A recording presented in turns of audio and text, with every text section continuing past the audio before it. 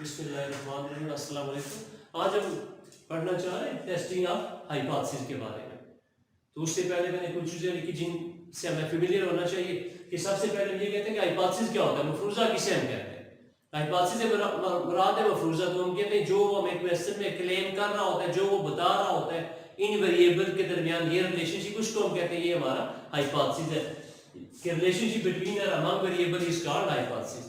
कि जो दो वेरिएबल के दरमियान जो रिलेशनशिप दे रहा होता है उसे हम कहते हैं ये हमारा हाइपोथेसिस। जो वो रिलेशनशिप वेरिएबल मेंशन कर रहा है उसे हम कहते हैं ये हाइपोथेसिस। या वो जो क्लेम कर रहा होता है कि हम कहते हैं जी कि इस क्लास की average height 60 more than 64 inches है। तो ये अब हम चेक करेंगे ये दावा ठीक है या गलत है, इसे हम कहते हैं ये हमारा हाइपोथेसिस है। तो साथ हाइपोथेसिस फिर टेस्टिंग हाइपोथेसिस पढ़ने से पहले पॉपुलेशन और सैंपल के बारे में आइडिया, और क्योंकि जब भी हमें वो डाटा देगा या वो पॉपुलेशन के बारे में दे रहा होगा या सैंपल के बारे में। तो पॉपुलेशन हम कहते हैं जो चीज सबको रिप्रेजेंट कर रही होती है उसे हम कहते हैं ये हमारी पॉपुलेशन है, और सैंपल हम कहते हैं उसका एक हिस्सा है। तो डिफाइन भी किया हमने कि all aggregate of facts is called population, और सैंपल हम कहते हैं it is part of the population. के सैंपल क्या है, पॉपुलेशन का एक हिस्सा है। तो सैंपल हम ये कह रहे होते हैं कि ये पॉपुलेशन का एक हिस्सा है।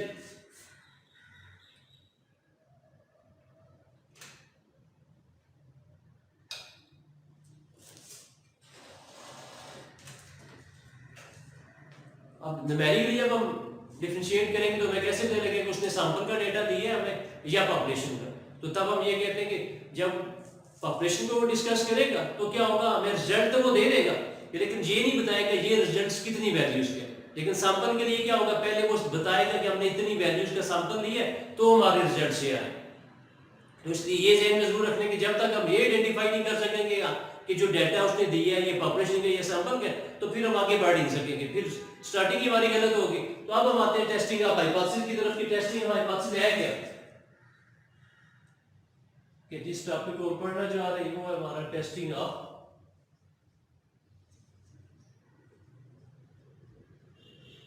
Hypothesis.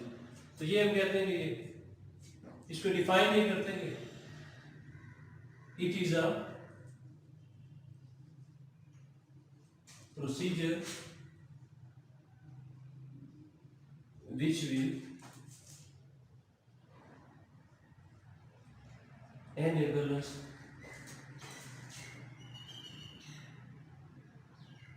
to accept or reject a hypothesis on the basis of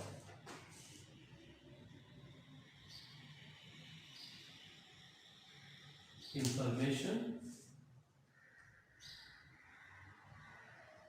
obtained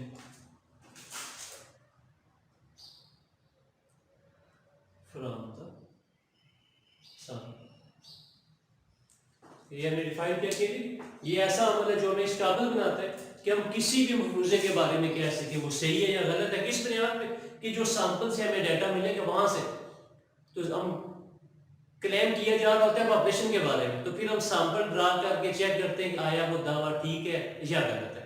अब देखिए दो, जब कोई भी क्लेम किया जा रहा, कोई भी आप मफरूजा कायम करते हैं तो देखिए उसके दोनों पहलू हम सामने रखते हैं कि वो सही भी हो सकता है गलत भी हो। इसलिए कोई भी क्वेश्चन जब हम स्टार्ट करते हैं तो एक हाइपोथेसिस बल्कि उसके दो हाइपोथेसिस हम ड्रा करते हैं, एक उसके हक में एक उसके अगेंस्ट। तो इसलिए जब भी हाइपोथेसिस ड्रा करेंगे तो एक नहीं बल्कि दो हाइपोथेसिस ड्रा करेंगे। उन हाइपोथेसिस को हम ये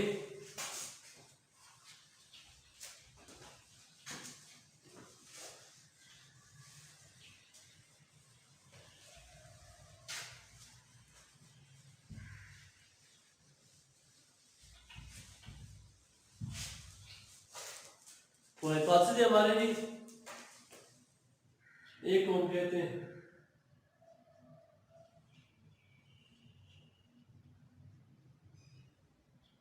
नल हाइपोथेसिस और एक को हम कहते हैं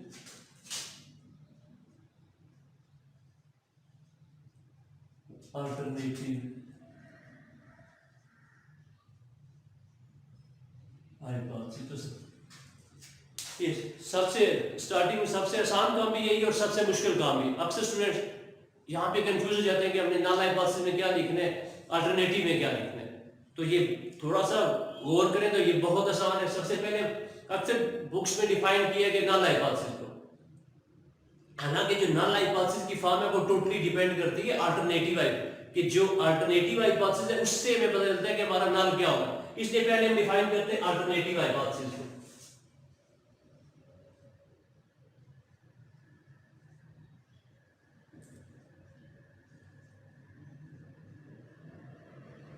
या इसे ये भी नाम देते हैं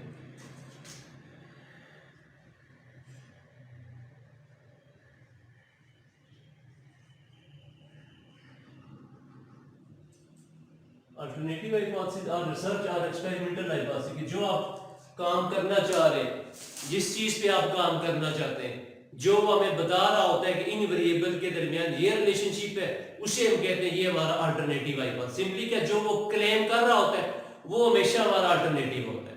कि हम डिफाइन ये करते हैं सजेस्टिव कि जो वो सजेशन दे रहा होता है कि इन वेरिएबल के दरमियान ये काम ऐसे हो सकता है, वो हमारा अल्टरनेटिव है। तो ये ध्यान में रखने के जो क्लेम किया जा रहा होता है, जो कुछ हम टेस्ट करना चाहते हैं, वो हमेशा हमारा अल्टरनेटिव होता है। इसको डिफाइन हम ये करते हैं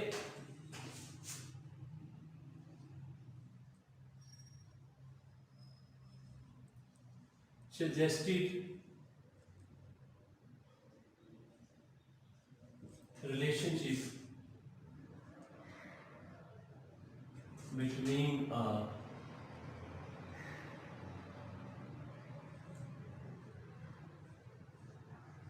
among variables is called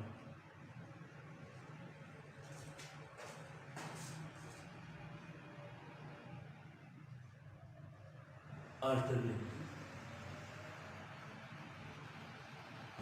इसके लिए हम अक्सर it is denoted by H A भी लिखते हैं इसको, H1 भी, H हाइपोथेसिस का, A अल्टरनेटिव का। तो ये देखें डिफाइन हमने क्या किया, सजेस्टिव रिलेशनशिप बिटवीन और अमंग, जो हमें वो बता रहा, जो सजेशन दी गई होती है कि इन वेरिएबल के दरमियान ये रिलेशनशिप है, उसे हम कहते हैं ये हमारा अल्टरनेटिव हाइपोथेसिस है।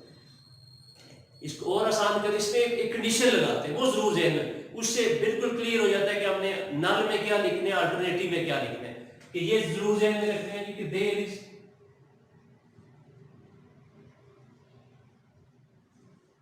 always an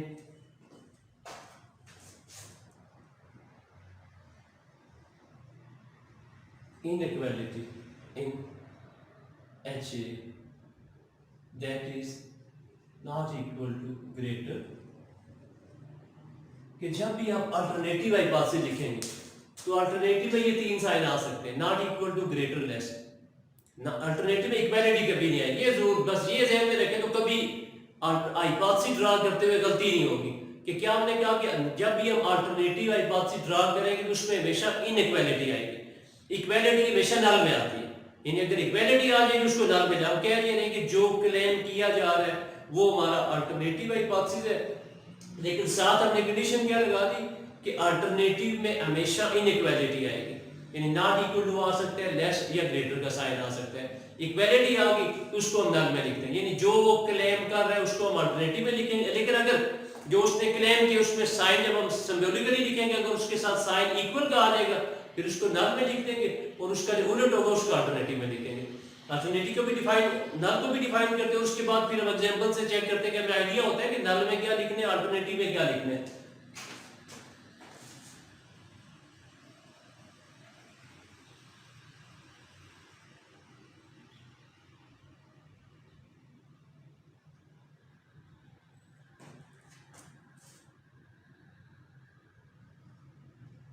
इसे ये डिफाइन करते हैं कि hypothesis which is to be tested for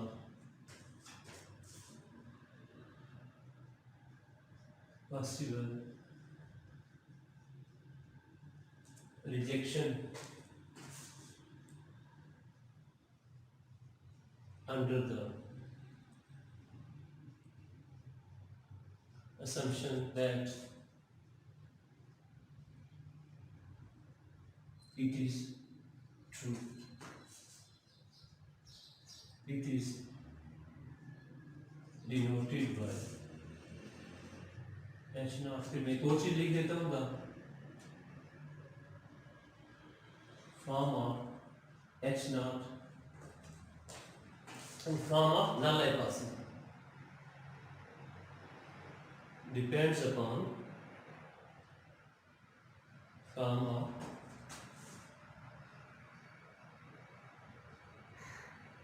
alternative hypothesis।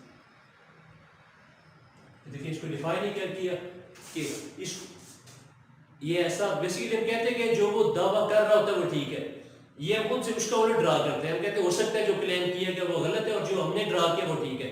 इसको देखिए डिफाइन करते हैं hypothesis which is to be tested, कि इसको रिजेक्ट होने के लिए हम कहते हैं ये गलत है, लेकिन साथ एज्यूम करते हैं हो सकता है ये ठीक हो, जो उसने क्लेम किया वो गलत हो। तो साथ देखिए हमने लिख दिया the form of null hypothesis depends upon form of, और क्या अल्टरनेटिव से पता चलता है कि हमने नल में क्या, ये जरूर ध्यान में रखना है।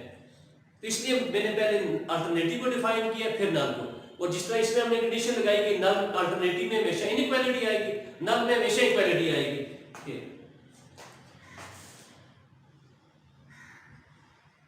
There is always an equality in h naught that is equal to, greater than equal to, less than equal to।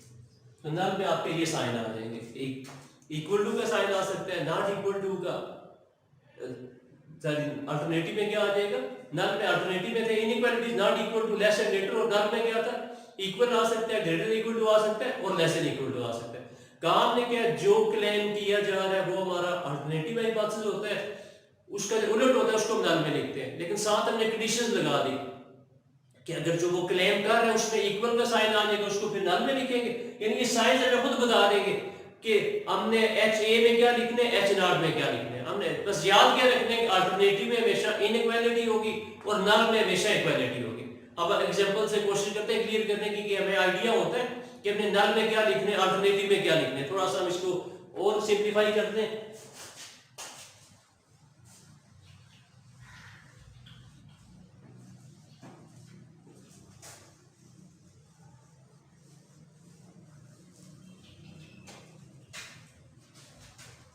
सिर्फ हाइपोथेसिस के लिए ही हम देखते हैं, हमें आइडिया होता है कि हम हाइपोथेसिस क्या ड्रा करेंगे।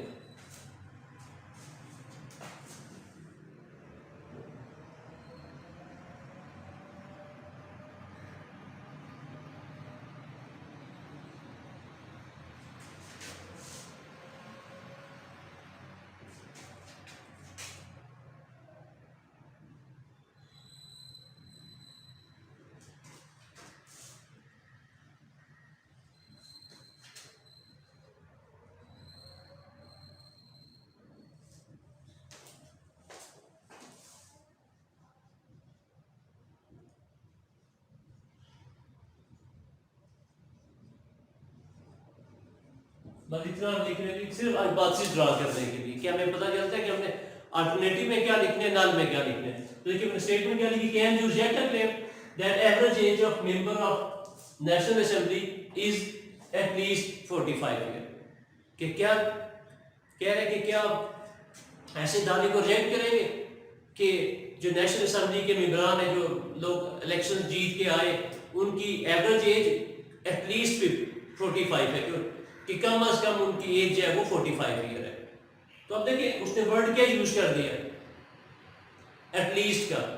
देखिए ये उसने अल्फाज यूज किए, दावा क्या कि तो एटलीस्ट। अब देखिए एटलीस्ट से क्या मुराद होती है, कम अज कम, कि इससे कम मुमकिन नहीं है। तो अब देखिए एटलीस्ट के लिए क्या साइन आ जाएगा, एटलीस्ट जब हम लिखेंगे तो ये साइन आ जाएगा, ग्रेटर देन इक्वल। तो देखिए हमने अभी पीछे लिखा कि नल हाइपोथेसिस में क्या क्या कौन से साइन आते हैं, greater not equal to, greater equal to और लेस देन इक्वल टू। और एचए में क्या आते हैं, इनइक्वालिटीज, नॉट इक्वल टू है, ग्रेटर है, लेस है, तो ये साइन हम लिखेंगे अल्टरनेटिव हाइपोथेसिस में। और अगर ये वाले साइन है तो इनको लिखेंगे नल में।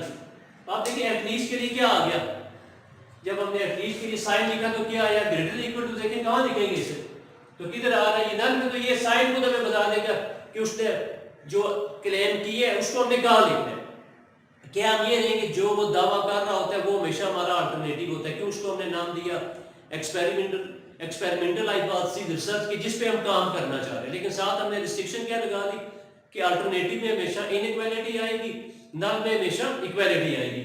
तो आप देखिए एटलीस्ट उसने वर्ड यूज किया तो क्या आ गया? Greater than equal to. तो ये यहां से हमें पता चला कि इस साइन ने हमें बता दिया कि इक्वालिटी है, तो ये यहां लिख देंगे, तो इसका अल्टरनेटिव इसका उलट यहां लिख देंगे। फिर वो ये कहा जाता है कि इट इज क्लेम दैट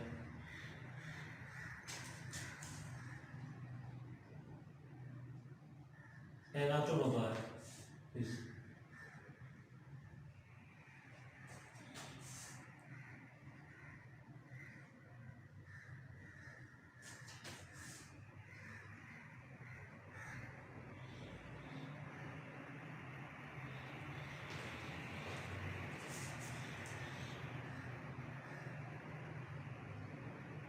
कि ये दावा it is claim that an automobile is driven on average, तो ये कह रहा है क्लेम क्या किया जा रहा है? An automobile is driven on average more than 20,000 kilometre per year. तो आप देखिए वर्ड उसने क्या यूज कर दिया? मोर का। तो मोर के लिए क्या साइन आ रहा है? देखिए ग्रेटर का। और देखिए ग्रेटर तो किधर आ रहा है? नल में आ रहा है, अल्टरनेटिव में। देखिए हमने क्या कहा था कि इनइक्वालिटी हमेशा अल्टरनेटिव, तो ये हमें अल्टरनेटिव हाइपोथेसिस को देगा।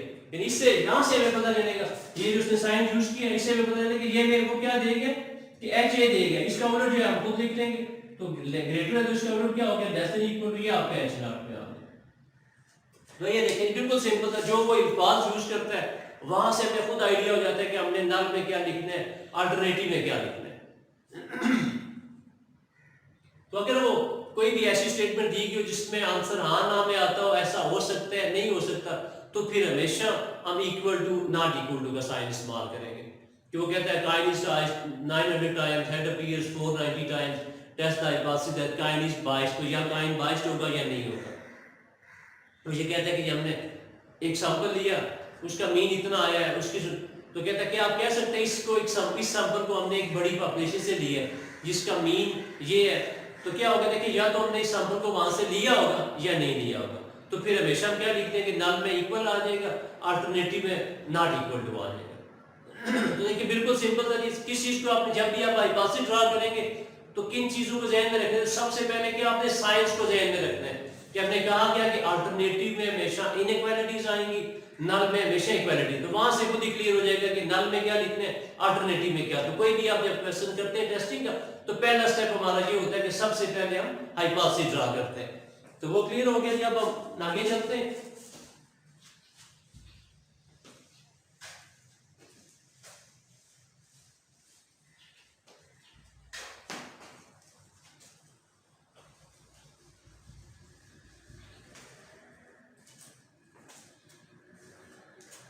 अगला स्टेप हमारा हो गया उसको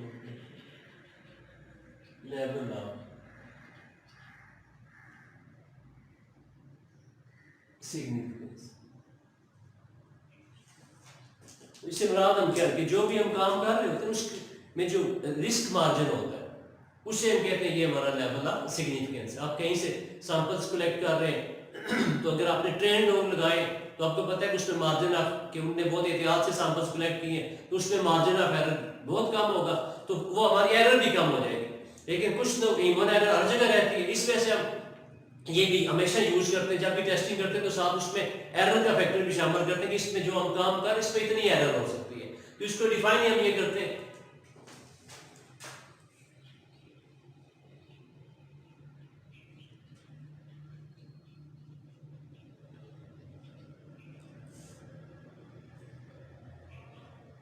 risk of rejecting a true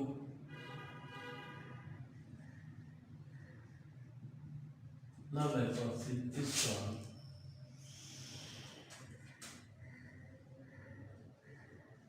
level of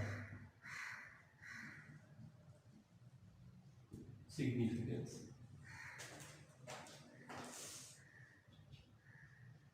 It is denoted by, इसको हम अल्फा से डिनोट करते हैं। तो क्वेश्चन रहता है आपको एरर दे रहा होगा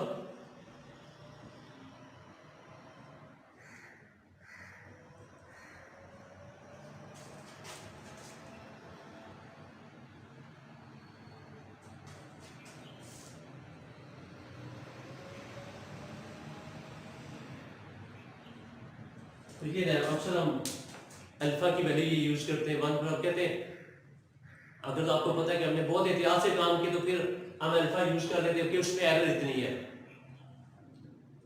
तो बहुत थोड़ा एहतियात कम की है तो फिर हम ज्यादा यूज करते हैं 10%। और अक्सर वो क्वेश्चन में जब अल्फा की वैल्यू नहीं देता तो फिर हम 5% ले लेते हैं, हम कहते हैं मॉडरेट वैल्यू है, ना बहुत ज्यादा एरर है ना बहुत कम एरर है। तो एक तो इसको हम ये डिफाइन करते हैं कि रिस्क कवरेज, एक और भी तरफ इसको डिफाइन करते हैं, जैसे कोशिश करते हैं इसको क्लियर करते हैं कि ये होता क्या, कि लेवल ऑफ सिग्निफिकेंस होता है, इसको हम ये भी डिफाइन करते हैं।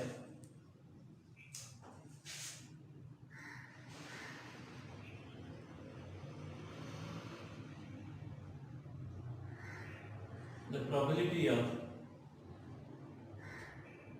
making type 1 error is called level of significance। ये हम कह रहे हैं कि हम आसान करना चाहते हैं और करने कंफ्यूजिंग, जैसे लिखी प्रोबेबिलिटी, हमने एक नई चीज लिख दी हमने, probability of making type 1 error के, टाइप 1 एरर के प्रोबेबिलिटी क्या होती है, किसी भी चीज के होने का इम्कान क्या है, तो प्रोबेबिलिटी ऑफ टाइप 1 एरर के जो होने के चांसेस है उसे हम कहते हैं ये हमारा लेवल ऑफ सिग्निफिकेंस है। तो अब हम डिफाइन कर लेते हैं कि टाइप 1 एरर क्या होता है, ताकि क्लियर हो हमें कि ये बेसिकली लेवल ऑफ सिग्निफिकेंस से हम क्या ले रहे होते हैं।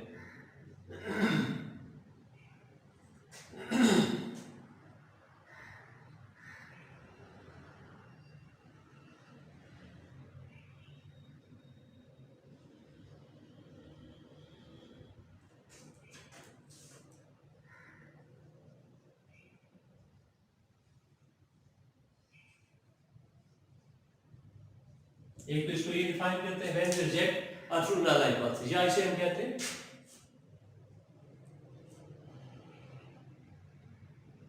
When we reject H naught when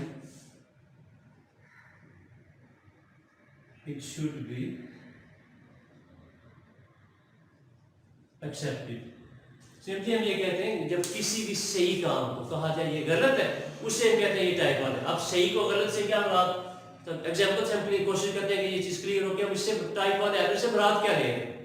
हमने कहा क्या कि किसी भी सही हाइपोथेसिस पे जब हम कह देते हैं ये गलत है, लिखा है व्हेन वी रिजेक्ट, हम किसी भी सही हाइपोथेसिस को रिजेक्ट कर देते हैं तो वो हम कहते हैं ये टाइप 1 एरर है। फॉर एग्जांपल अक्सर हम यूज करते रहते हैं, a good student is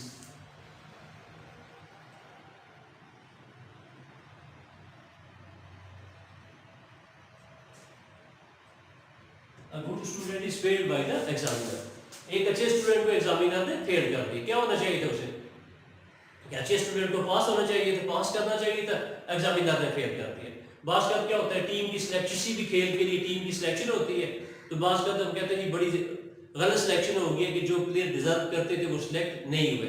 क्या deserving player is not selected in the team, कि वो जो प्लेयर डिजर्व करता था उसको सिलेक्ट होना चाहिए था, वो सिलेक्ट नहीं हुआ। तो ये हम कह रहे हैं शहीद को गलत के, लेकिन कोई भी प्ली लगा के कि नहीं जी ये अच्छा नहीं खेलता उसको हम सिलेक्ट नहीं करते। एग्जामिनर ने कोई भी ब्लेम लगा के अच्छे स्टूडेंट को फेल कर दिया, यानी ये मुराद हम ले रहे सही को गलत कहना, उसे हम कहते हैं टाइप 1 एरर के। हम ऐसे लिख लेते हैं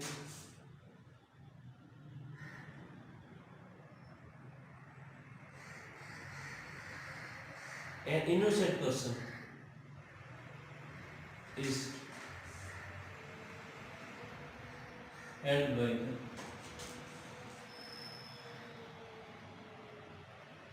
पुलिस कांस्टेबल। पुलिस कांस्टेबल ने क्या कि शरीफ शहरी को नहीं पकड़ना चाहिए था, तो ये हम कहते हैं कि an innocent person is held, एक शरीफ शहरी को पुलिस वाले ने, तो पुलिस कांस्टेबल ने पकड़ लिया, तो ये हम कह रहे हैं सही को गलत, कि उसे नहीं पकड़ना चाहिए था पकड़ लिया गया, तो ये हम कह रहे हैं ये टाइप 1 एरर क्या है जी, कि सही काम को गलत कहना।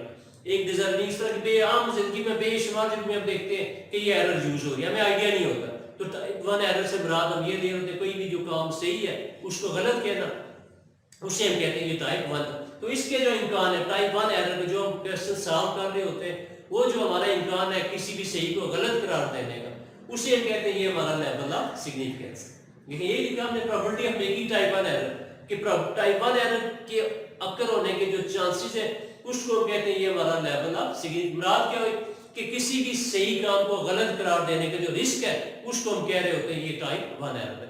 एक और भी एरर इस्तेमाल करते हैं, उसे हम कहते हैं, अक्सर वो क्वेश्चन में पूछता रहता है डिफाइन करें, तो एक दूसरी एरर इसी तरह इसका उलट है, उसे हम कहते हैं टाइप सेकंड एरर।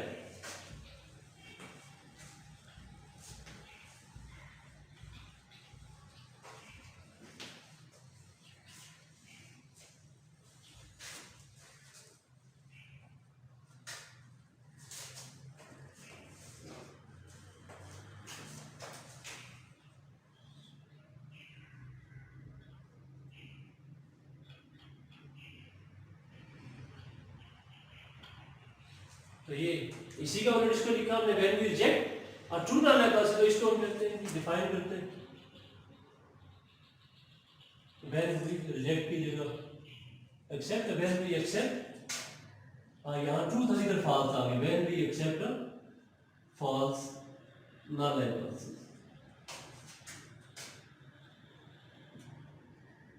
इस तरह भी डिफाइन कर रहे हैं, ये मर्जी आप कैसे भी लिख सकते हैं, when we accept That's not when it should be, यहाँ था accepted इधर हो जाएगा rejected। इसमें क्या था सही को गलत कहना, ये क्या हो गया गलत को सही कहना कि कोई भी काम जो गलत था उसको सही कहा जाए, तो उसको हम कहते हैं ये टाइप सेकंड एरर। कि कैसे, लेकिन इसका सारा टाइप 1 एरर को ये लिखा हमने a good student is failed by the examiner, कि टाइप 1 एरर ये अच्छे स्टूडेंट को फेल कर दिया गया, इसका उलट क्या हो जाएगा एक नालायक स्टूडेंट को पास कर दिया। तो ये एग्जांपल हमारी लिखी यहाँ से हमने बता दी कि a bad student,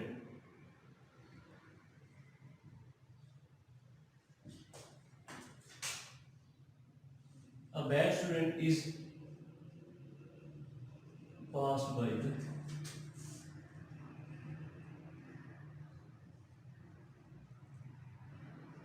examiner।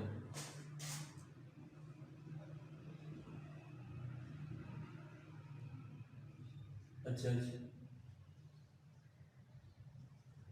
released guilty person, क्या कि जज ने एक मुजरिम को नहीं छोड़ना चाहिए था, कोई भी उसने प्ली लगाई जिस तरह भी है, एक मुजरिम था वो जिसने जुर्म किया था उसको सजा नहीं हुई, तो ये हम कह रहे हैं कि ये हमारी क्या टाइप है कि गलत को सही कहा गया, कुछ कहा गया होगा जब चौड़ा किस बेस पे जाएगा जी ये जिसने ये जुर्म नहीं किया इस बुनियाद पे उसको रिलीज किया गया, तो ये हम कह रहे हैं जब गलत को सही कहा जाए तो वो हम कहते हैं टाइप सेकंड एरर है, सही को कहा जाए तो फिर हम कहते हैं टाइप 1। इसका एक ऐसा प्लेयर जो डिजर्व नहीं करता था उसको सिलेक्ट कर लिया गया, तो ये आपकी टाइप सेकंड एरर है। आगे आते हैं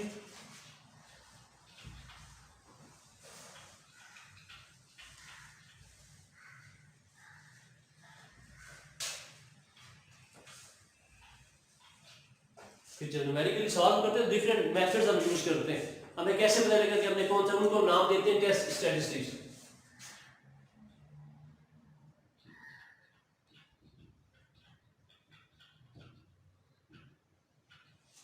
तो ये हम कहते हैं वो टेस्ट जो हमें बेस प्रोवाइड करते हैं किसी भी हाइपोथेसिस को टेस्ट करने के लिए, उन्हें हम कहते हैं test statistics. A test which provides us basis for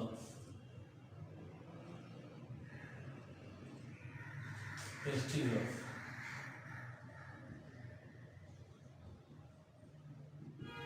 null hypothesis is called test statistic.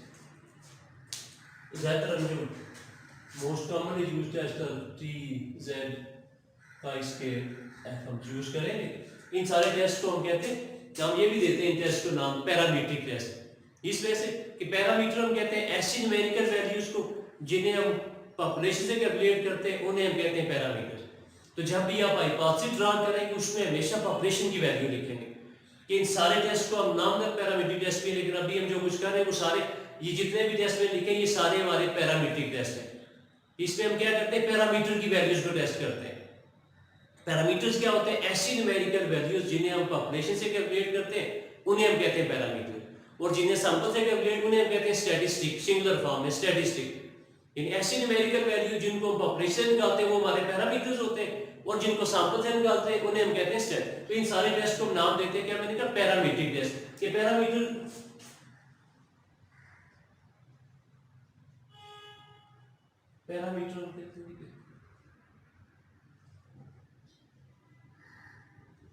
any numerical quantity calculated from population is called parameter। any numerical जो जिन क्वांटिटीज को पॉपुलेशन में हम कहते हैं, तो फिर क्या क्या होगी आपके पैरामीटर्स। ये न्यू आपका पॉपुलेशन मीन है, सिग्मा स्केयर, पी सिग्मा, ये सारे हमारे न्यू हो गया। पॉपुलेशन मीन सिग्मा स्केयर क्या हो गया, पॉपुलेशन वेरिएंस, पी क्या पॉपुलेशन प्रोपोर्शन, पॉपुलेशन की प्रोबेबिलिटी। तो ये ख्याल रखने के कोई भी क्वेश्चन आप करेंगे टेस्टिंग का, तो जब हाइपोथेसिस ड्रा करेंगे तो हमेशा पैरामीटर की वैल्यू होगी। इनकी जो कुछ हमने पॉपुलेशन से कैलकुलेट की उनको हम टेस्ट करते हैं। क्यों टेस्ट करते हैं कि पॉपुलेशन के बारे में क्लेम कर रहा, हमें नहीं पता होता वो क्लेम ठीक है या गलत है। सैंपल को हम खुद ड्रा करते हैं, उसके जो भी रिजल्ट्स आते हैं उसके बारे में तो हमें कोई डाउट नहीं होता। तो सैंपल का रिजल्ट लेके हम चेक किसको कर रहे होते हैं, पॉपुलेशन को। इसलिए ध्यान में रखने के जब भी आप हाइपोथेसिस ड्रा करेंगे हमेशा पैरामीटर की वैल्यूज को टेस्ट करेंगे। फिर हम कुछ और चीजें यूज करते हैं इसी में, एक हम ये यूज करते हैं कि कब हमें कैसे पता चलेगा कि कब हम किसी हाइपोथेसिस को एक्सेप्ट करेंगे या रिजेक्ट। तो हम ये दो तरह के रीजन यूज करते हैं, एक को हम कहते हैं एक्सेप्टेंस रीजन और एक को हम कहते हैं रिजेक्शन रीजन। अगर हमारी वैल्यू एक्सेप्टेंस रीजन में लाई करेगी तो फिर हम नल हाइपोथेसिस को एक्सेप्ट कर लेंगे, अगर रिजेक्शन रीजन में लाई करेगी तो फिर हम रिजेक्ट कर देंगे। इसको डिफाइन करते हैं आप group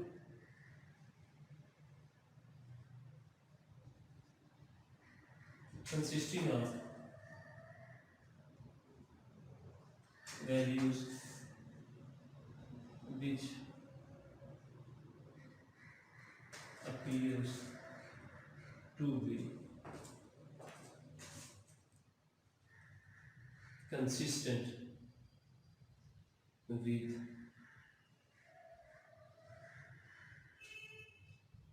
null hypothesis is called acceptance region।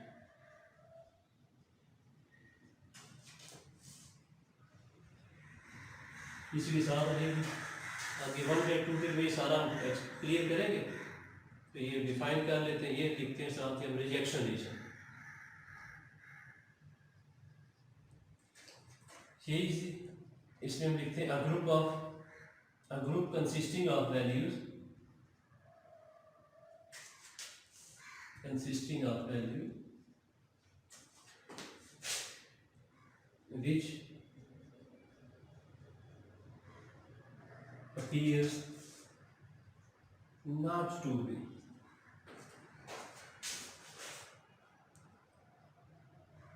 consistent with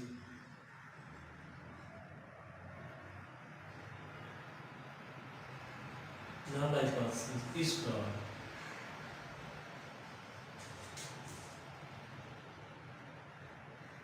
rejection। तो इसके बाद हम एक वैल्यू यूज करते हैं,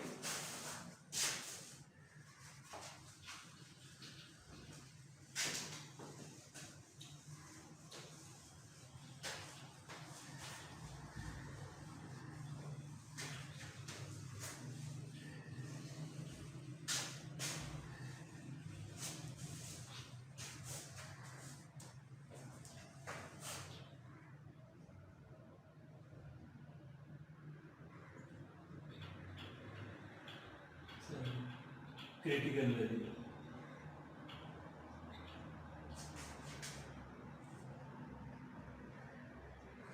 A value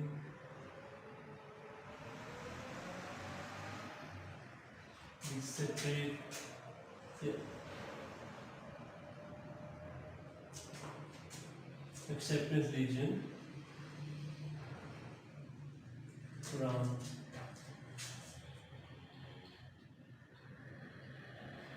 rejection region is called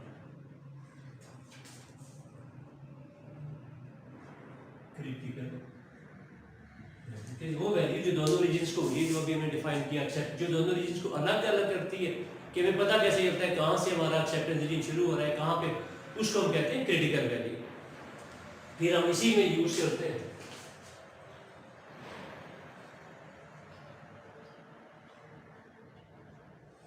पहले हम डिफाइन कर लेते हैं।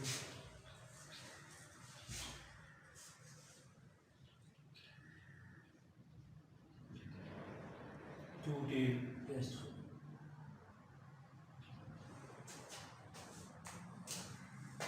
इसको डिफाइन करते हैं, a test for which rejection reason located at both ends is called two-tailed test। क्या कह रहे हैं? ऐसा टेस्ट जिसमें हमारा रिजेक्शन रीजन दोनों एंड्स पे लाई कर रहा हो कि ये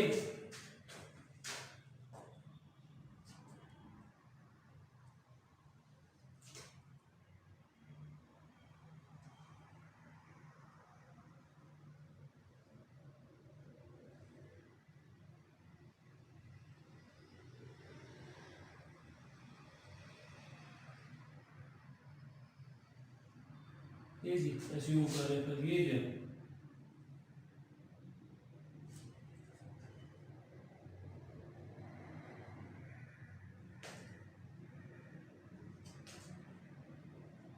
तो ये जो शेडेड एरियाज है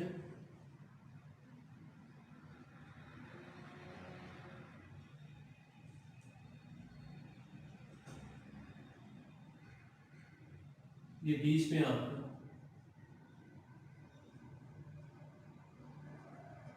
इधर भी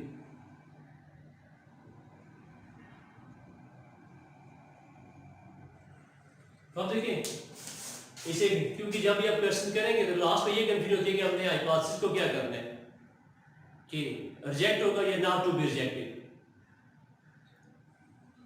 तो ये बेसिकली क्रिटिकल रीजन हमें बेस प्रोवाइड करता है कि हमने किसी भी हाइपोथेसिस को एक्सेप्ट करना है या रिजेक्ट। तो टू टेल टेस्ट है, ये डिफाइन किया हमने। तो हमें न्यूमेरिकली कैसे मिलेगा कि अगर अल्टरनेटिव हाइपोथेसिस में नॉट इक्वल टू का साइन होगा तो टेस्ट आपका हमेशा टू टेल्ड होगा। ये ध्यान में रखना है कि नॉट इक्वल से क्या बनाता है, वैल्यू उससे छोटी भी हो सकती है बड़ी भी हो सकती है। अब ये देखिए ये वैल्यू लिखी हमने, ये हमारी ये जो 1.96 में लिखा ये हमारी क्रिटिकल वैल्यू क्या हमने डिफाइन किया था, वैल्यू विद सेपरेट एक्सेप्ट की जो दोनों रेंज को अलग अलग करती है, सेपरेट करती है एक्सेप्टेंस को रिजेक्ट, उसे हम कहते हैं ये हमारी क्रिटिकल वैल्यू। तो ये देखिए हमें यहां से ये 1.96 से इधर आपका एक्सेप्टेंस रीजन है और इससे इधर आपका रिजेक्शन रीजन है। तो कौन सी एक value level of significance use करके टेबल से फाइंड करते हैं और दूसरी जो हम टेस्ट ऐसे को यूज करके कोई भी टेस्ट जो हम यूज करेंगे एग्जैक्टली उससे हम कैलकुलेट करते हैं। तो फिर उन दोनों को कैलकुलेटेड वैल्यू और टेबल वैल्यू को कंपेयर। अब देखिए अगर हमारी वैल्यू हमारा z जो हमने खुद कैलकुलेट अगर वो पॉजिटिव आ गया इधर कब लाई करेगा, इधर देखिए कब लाई करेगा जब देखिए ये 0 से लेकर हम आ रहे हैं इनफिनिटी की तरफ। तो देखिए ये जो लाइन है इस पे वैल्यू है 1.9, तो इससे इधर का वैल्यू है जब इससे बड़ी होगी।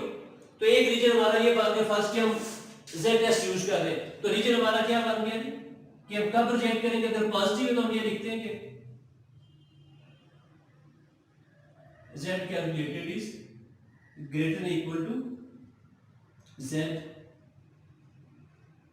टेबुलेटेड, इसको लिखते हैं z टेबुलेटेड या इसको लिखते हैं z अल्फा बाय 2।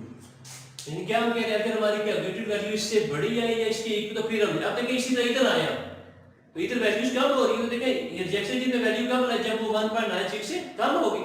तो अगर नेगेटिव है तो फिर देखिए उलट हो जाएगा, तो क्या हो जाएगा less than equal to -z।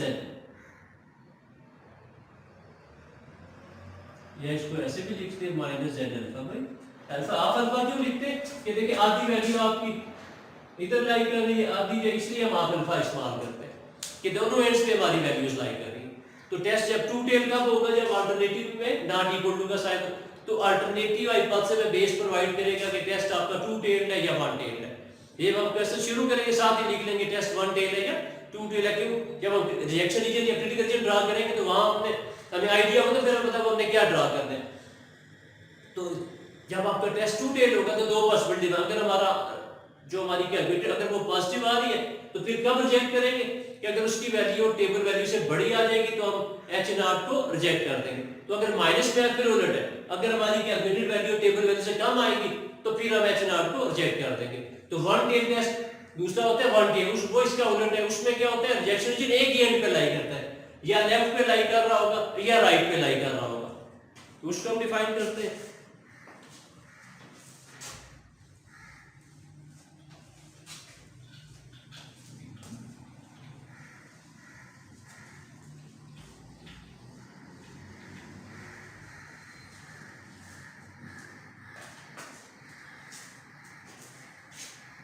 दूसरा हमने हमारा टेस्ट होता है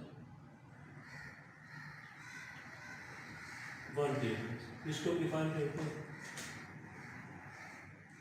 a test for which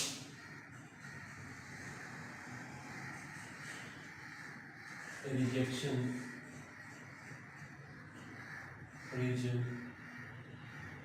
located at one either left arm जिसे हम कहते हैं वन टेल टेस्ट। तो न्यूमेरिकली कैसे चलेगा कि अगर अल्टरनेटिव में लेस या ग्रेटर का साइन है तो फिर टेस्ट हमारा वन टेल होता है। इसी मुनासिबत से हमारा क्रिटिकल रीजन भी आ जाता है कि पहले हम लेस के लिए ड्रा करते हैं क्या होगा। तो अगर एच ए में आपका लेस का साइन है ठीक है दोबारा ड्रा लेते हैं थोड़ी बेहतर करते हैं।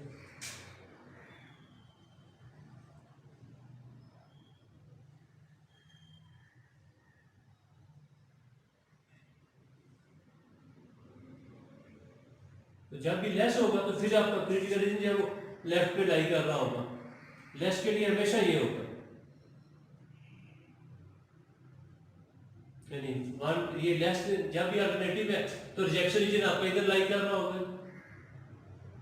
यानी वही जो टू टेल में था उनको अलग अलग कर लिया और ये सारा आपका आ गया एक्सेप्टेंस रीजन। अब क्या बन गया देखें इसमें क्या होगा वन टेल में z calculated is less than equal to minus z alpha ये z टेबलेटेड क्या है किसमें हम क्या कहेंगे एक तो अल्फा लिखा मैंने क्यों कि अब टेस्ट हमारा वन टेल क्या ये हमारा ये रीजन जब एक ही एंड पे लाई कर ये नहीं कि आधी वैल्यू टू टेल में हमने हाफ अल्फा लिखा था क्यों आधी वैल्यू एक साइड पे कि आधा रीजन हमारा एक साइड पे लाई करता आधा के हमारा रिएक्शन रीजन दोनों एंड्स पे लाई कर इसलिए हमने हाफ अल्फा लिखा। वन टेल में क्या होता है कि हमारा क्रिटिकल एक ही एंड पे लाई करता है इसमें से हम अल्फा लिखते हैं। तो लेस के लिए हमेशा आपका ये वाला हो जाएगा कि z कैलकुलेटेड कि लेस जब भी आप अल्टरनेटिव में लेस का साइन इस्तेमाल करेंगे तो क्रिटिकल रीजन आपका हमेशा ये होगा कि कब कि अगर हमारी कैलकुलेटेड वैल्यू टेबल वैल्यू से कम आएगी तो हम एच नॉट को रिजेक्ट कर देंगे अगर बड़ी आएगी तो एक्सेप्ट कर लेंगे। तो अगर एच ए में ग्रेटर का साइन है तो फिर आपका जो क्रिटिकल रीजन है वो हमेशा ये होगा जी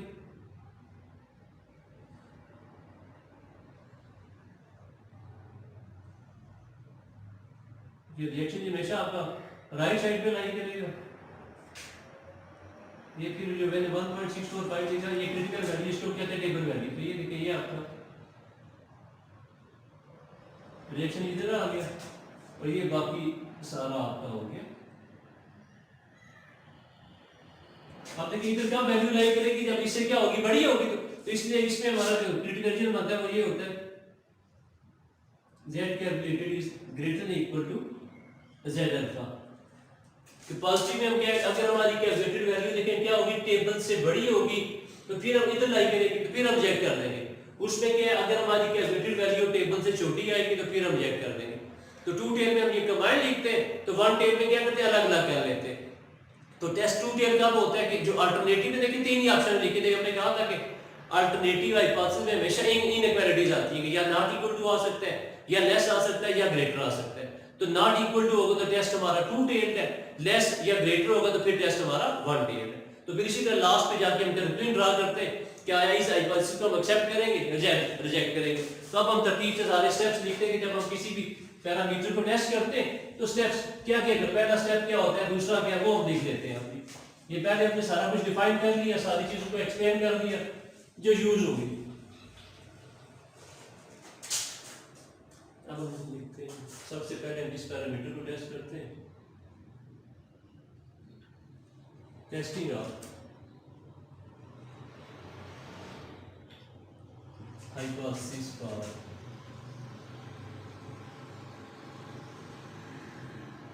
ऑपरेशन। ये सबसे पहले हम ऑपरेशन म्यू को, देखिए मैंने कहा था इन सारे ये जितने भी टेस्ट यूज होते हैं इन सब को हम कहते हैं पैरामीट्रिक टेस्ट। इन क्योंकि इनमें हम पैरामीटर, इसलिए देखिए पॉपुलेशन, ये म्यू क्या हमारा पॉपुलेशन मीन है। तो जब ये हाइपोथेसिस आप ड्रा करेंगे हमेशा पॉपुलेशन की वैल्यू को टेस्ट करेंगे। अब क्वेश्चन में वो अक्सर मेंशन नहीं कर रहा होता कि आपने किस पैरामीटर को किसे टेस्ट करना है, तो फिर हमें कैसे आइडिया होगा। तो ये मैं कुछ कंडीशन लिखता हूं, जरूर ध्यान रखें हमें डाटा में क्या डाटा हमें खुद बता देगा कि किस पैरामीटर को आपने टेस्ट करना है। तो अब ये कहते हैं कि जो डाटा हमें दिया गया उसमें अगर हमें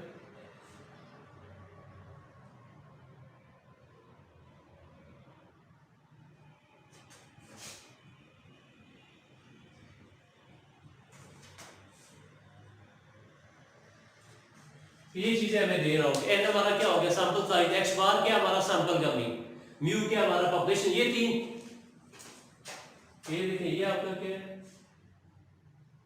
आपने पढ़ा हुआ लेकिन फिर दोबारा दोहराई के लिए, ये सैंपल मीन है, म्यू जो आपका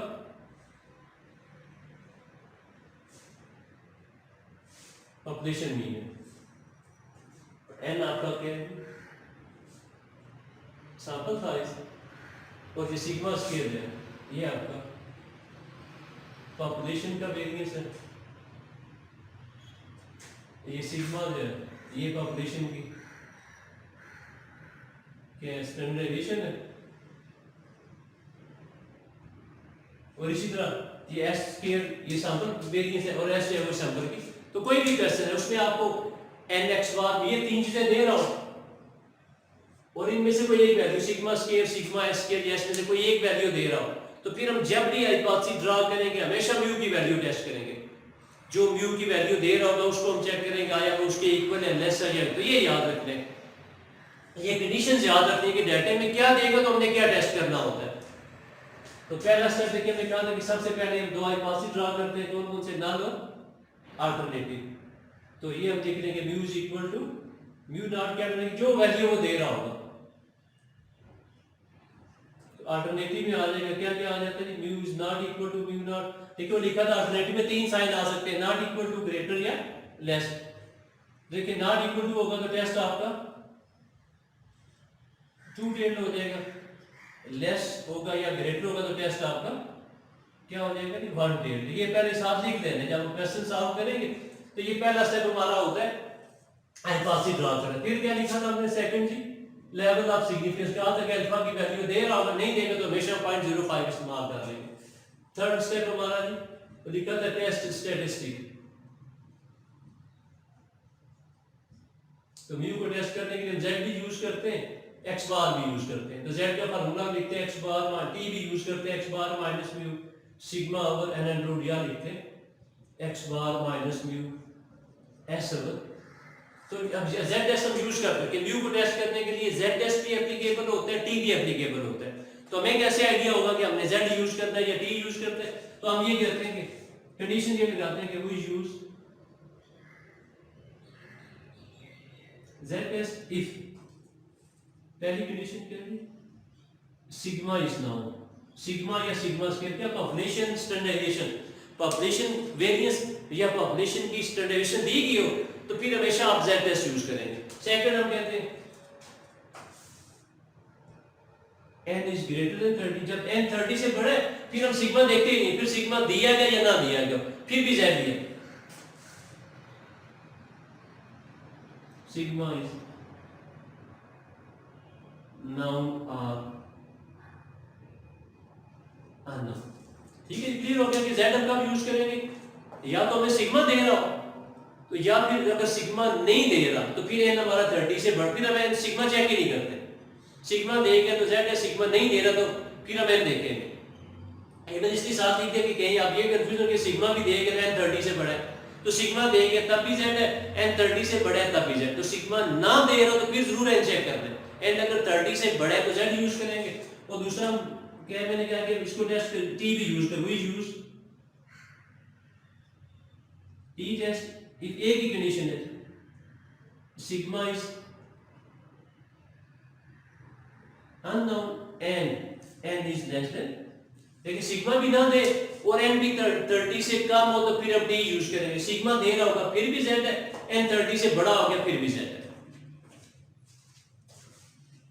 ये हमारा तीसरा स्टेप हो गया। फिर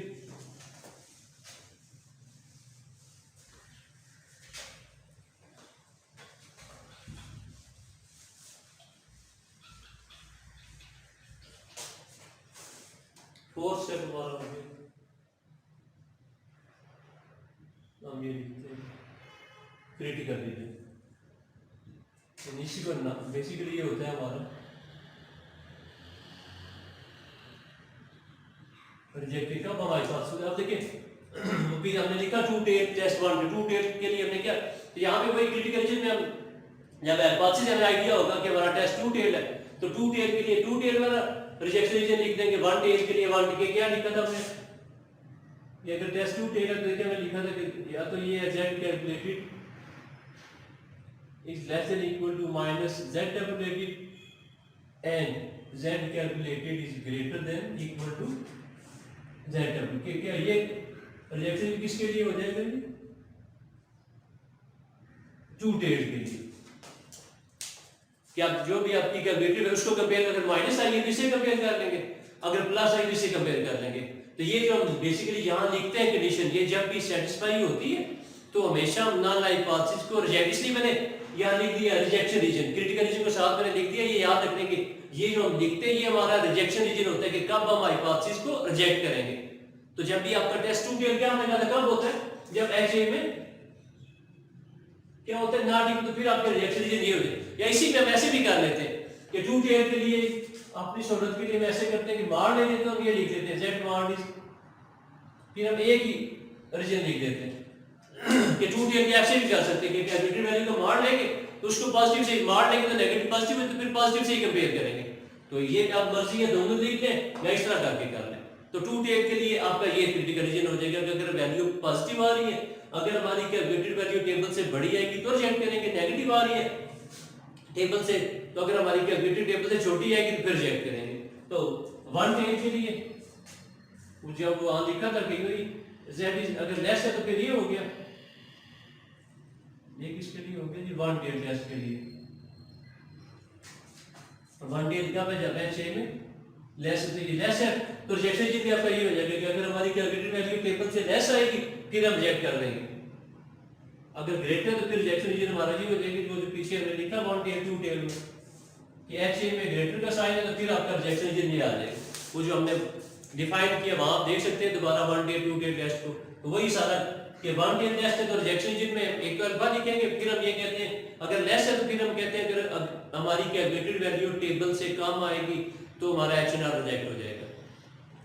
अगर HA में ग्रेटर का साइन है तो रिजेक्शन रीजन में भी ग्रेटर का साइन ही आएगा। फिर हम कहते हैं अगर हमारी कैलकुलेटेड वैल्यू टेबल से सॉरी यहाँ प्लस ही आएगा, टेबल से बड़ी आएगी क्योंकि राइट साइड पे प्लस पॉजिटिव वैल्यू लाई करती है तो फिर हम HNR को रिजेक्ट कर देंगे। तो लास्ट पे फिर हम आखिरी स्टेप हमारा ये फिफ्थ है, हम कैलकुलेशन करते हैं। इसमें क्या हम करेंगे कि z कैलकुलेटेड फाइंड कर लेंगे और फिर छठा स्टेप हमारा होता है कंक्लूजन का कि आपने रिजल्ट क्या निकाला है कि किस हाइपोथेसिस को एक्सेप्ट करेंगे किसे जो रिजेक्ट करेंगे। तो अब हम क्वेश्चंस करके एक्सप्लेन करते हैं कि कैसे हम टेस्टिंग के क्वेश्चन को सॉल्व कैसे करते हैं। ये स्टेप्स मैंने लिख दिए सारे।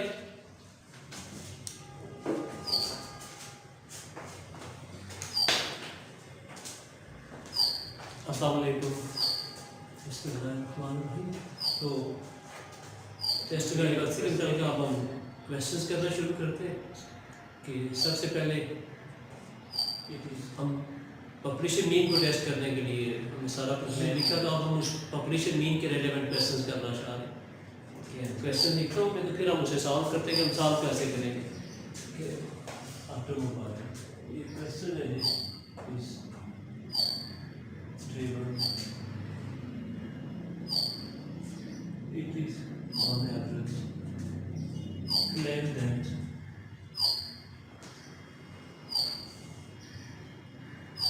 more than automobile 20,000 kilometers per year is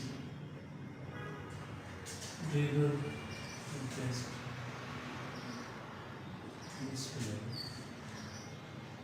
on average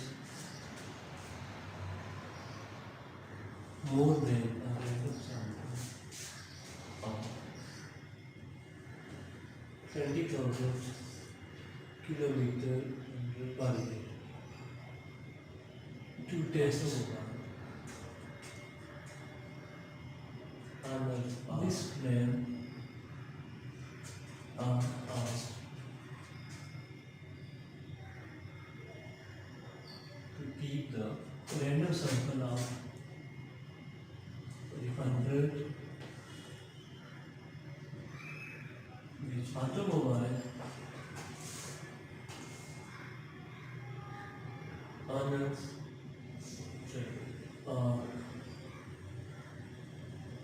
asked to keep the good use agree regard with the claim which they travel. Random sample would you show and agree with the average of 23,500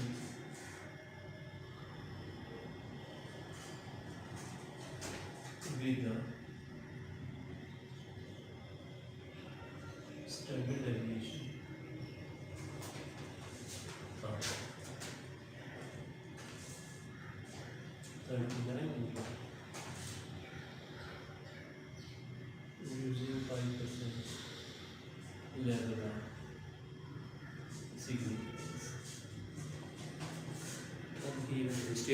statement लिखी क्या लिखा हमने, क्या क्या claim that an automobile, पहले सबसे पहले हम देखेंगे हमें दिया हुआ क्या क्वेश्चन में क्या कहा था कि सबसे पहला काम ये होता है हमने ये चेक करना कि वो हमें दे क्या रहा है, यानी जो उसने आपने क्या इसमें लिखा है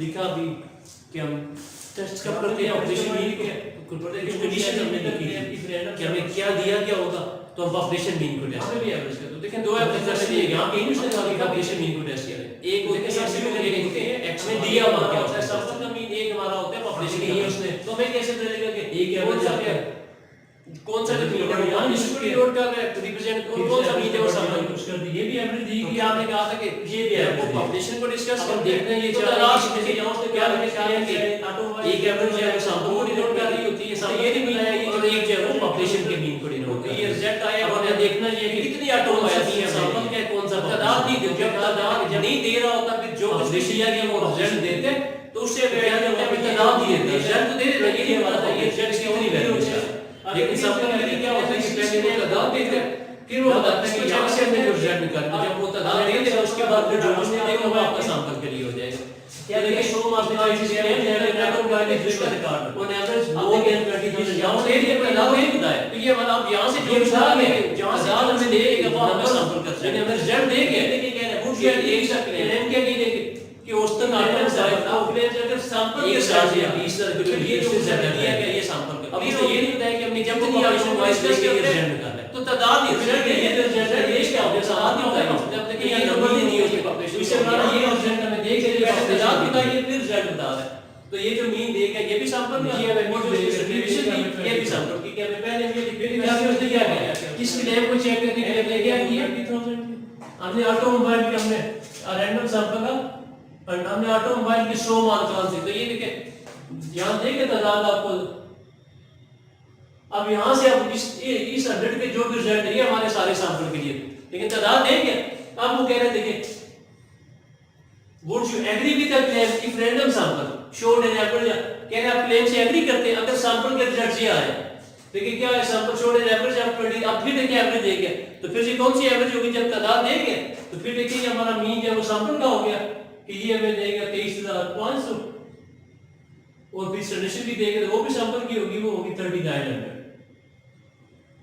तो क्या कंडीशन क्या लिखी थी कि पॉपुलेशन मीन को कब टेस्ट करते हैं, कि मैं क्या क्या दे रहा हूं, कि मैं n दे रहा हूं, x बार दे रहा हूं, ये तीन तो जरूर वैल्यूज दे रहा होगा, और इसमें से हमने कहा था सिग्मा स्क्वायर सिग्मा s के जैसे इनमें से कोई एक वैल्यू दे रहा हूं, तो फिर हम जब भी हाइपोथेसिस ड्रा करते हैं हमेशा mu की वैल्यू को टेस्ट करते हैं। तो देखिए इसलिए ये चीज जरूर ध्यान में रखनी है कि कंडीशंस क्या देगा तो हमने क्या टेस्ट करना है। अब ये क्लियर हो गया कि देखिए हमें n दे रहा है, x बार दे रहा है, mu दे रहा है, तो फिर जब भी हम हाइपोथेसिस ड्रा करेंगे mu की वैल्यू क्या, हमने कहा था एक टेस्ट को कहते हैं पैरामीट्रिक टेस्ट। क्यों हम कहते हैं ये पैरामीट्रिक टेस्ट, कि हम पॉपुलेशन की वैल्यूज को टेस्ट करते हैं। तो याद रखिए पॉपुलेशन की वैल्यू ये है हमारे पास, तो क्लेम उसने क्या किया, देखिए it is claim that average in are to given on average more than, the burden more than, it is claimed that after driven on average more than 20,000 kilometre per year. अब देखिए मोर ये word use कर दिया, मोर तो मोर के लिए क्या sign आता है, ग्रेटर का, तो देखिए ग्रेटर को कहां लिखी है, उसने वर्ड यूज कर दिया स्टेटमेंट में। मोर का तो देखिए मोर हमने कहा था साइन हमें खुद बता देता है कि लिखना कहां पे, तो क्या हमने कहा था कि नल हाइपोथेसिस में हमेशा इक्वालिटीज आती है, अल्टरनेटिव में हमेशा इनइक्वालिटीज आती है, तो ग्रेटर आ गया तो कहां लिखेंगे इसे, यानी कि पहला स्टेप हमारा क्या था कि हमने दो हाइपोथेसिस ड्रा कर रहे हैं, तो वो बता के देखिए मोर देन, तो फिर देखिए हम यहां लिख लेंगे mu इज ग्रेटर देन 20,000, तो इसका आउटपुट क्या हो गया, लेस देन इक्वल, ये यहां लिख लेंगे। इसलिए कहा था कि क्या देखें कि सबसे पहले आपने क्या करना है कि देखना है कि जो कोई अल्फाज यूज कर रहे हैं उसके लिए साइन कौन सा आता है, वो साइन हमें खुद बता देगा कहां लिखना है। हमने कहा कहते हैं जो क्लेम किया जा रहा होता है वो हमेशा हमारा अल्टरनेटिव हाइपोथेसिस होता है, लेकिन साथ कंडीशन लगा दी थी कि अल्टरनेटिव में हमेशा इनइक्वालिटीज आएंगी, नल में हमेशा, तो अगर जो वो क्लेम कर रहे हैं उसमें इक्वल का साइन आ रहा है उसको नल में लिख देंगे, उसका जो उलट है वो अल्टरनेटिव में लिख देंगे। तो यहाँ उसने अल्फाज यूज किए मोर, तो मोर के लिए साइन आता है ग्रेटर का, इसलिए एचए में ग्रेटर लिखा, लेस नॉट में लेस देन इक्वल टू लिख दिया। अब फिर देखिए फिर हमने वो डिफाइन किया था 1 डे 2 डे टेस्ट, तो लेस या ग्रेटर तो फिर हम कहते हैं टेस्ट हमारा 1 डे है, नॉट इक्वल टू तो फिर हम कहते हैं टेस्ट हमारा 2 डे है। तो ये यहां से हमें पता चला कि टेस्ट भी हमारा जो है 1 डे है। सेकंड स्टेप हमारा होता है हम लिखते हैं लेवल ऑफ सिग्निफिकेंस, वो उसने हमें दे दिया। थर्ड स्टेप में क्या होता है कि फार्मूला कौन सा, टेस्ट कौन सा यूज करेंगे, तो देखिए वो लिखा था हमने कि हम दो टेस्ट यूज करते हैं, म्यू को टेस्ट करते हैं, जेड भी यूज करते हैं, डी भी यूज करते हैं। तो जेड हमने कहा था तब यूज करते हैं या तो मैं सिग्मा दे रहा हूं, तो सिग्मा अगर नहीं दिया गया तो फिर हम एन देखते हैं, एन अगर हमारा 30 से ग्रेटर तो फिर हम जेड यूज, तो यहाँ सिग्मा तो नहीं दिया गया, एन हमारा 100 से जेड यूज करेंगे।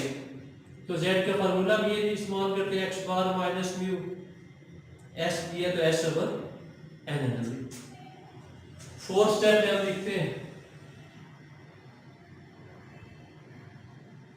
क्रिटिकल रीजन, कि रिजेक्शन रीजन हमारा, तो हमने क्या कहा था कि जो साइन वो अल्टरनेटिव में इस्तेमाल कर रहा होता है 1 डे, वही साइन हमारा क्रिटिकल रीजन में आ जाता है कि ग्रेटर, तो यहाँ पे आ जाएगा z is greater than equal to z alpha.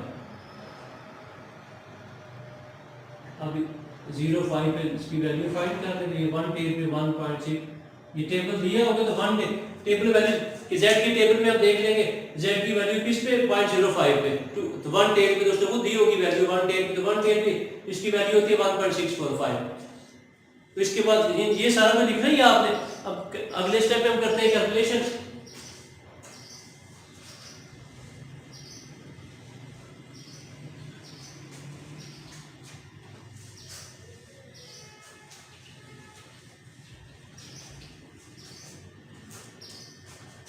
अब यहाँ पे आते हमें दिया गया क्या कि n था हमारा 100, x बार था हमारा 23,500, s था हमारा 3900। अब z के फार्मूले में वैल्यूज को z क्या था हमारा x bar minus mu s over N under root. तो देखिए एक्स बार कितना दिया उसने 23,500, म्यू हमें दिया गया था 20,000, एस है हमारा 3900। अब एन तो इसको सॉल्व कर लें।